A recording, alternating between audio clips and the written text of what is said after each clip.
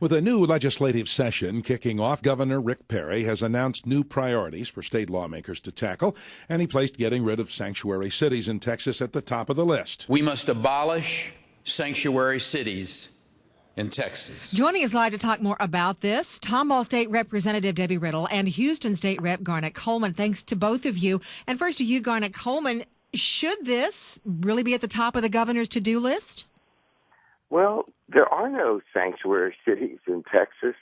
There is no really such thing as a sanctuary city, particularly in Houston, where if someone is known to be an undocumented immigrant when they're stopped by the police, they are sent straight to ICE and put in the line for deportation.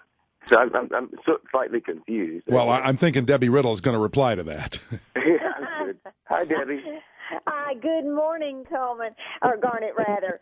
Representative Coleman, I understand what you're saying. However, no, everyone, including the governor, understands, Garnet, that there are cities here in Texas that choose to ignore certain laws. They choose to think of our legal system as a cafeteria to accept some of our laws and ignore the others. I said the other day that we're the United States of America. We're not the United States of Lubies to pick and choose.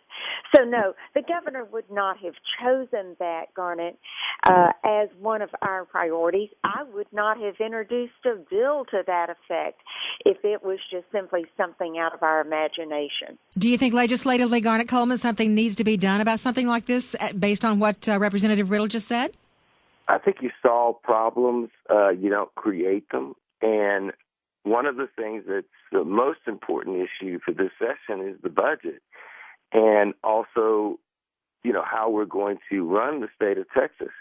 If the governor chooses to put sanctuary, quote-unquote, sanctuary cities and eminent domain as emergencies in this session, one, eminent domain, the reason we have a problem is he vetoed the bill and he's solving his own problem.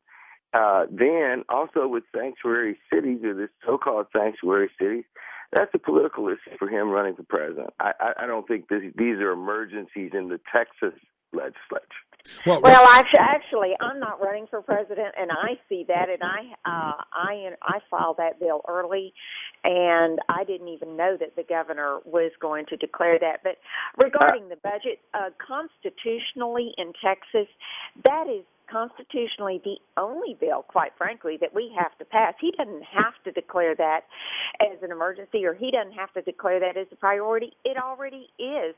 That is, by our Constitution, the one and only bill that we must pass, and that is our budget. And not only that, constitutionally here in Texas, unlike Washington, D.C., we have to balance our budget, and we will do that. Representative Riddle, I want to get back to you on this, though. What can you possibly do, or what could the governor do, that would make it difficult for sanctuary cities? Well, I've introduced a bill that if a municipality or a city chooses to be a sanctuary city and just pick and choose what laws regarding illegal immigration that they want to enforce or not enforce, they can do so, but they just simply will not receive any state funds. You see that as a credible threat, Garnet Coleman?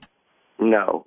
As a matter of fact, cities don't receive many state funds. That is done through local tax dollars.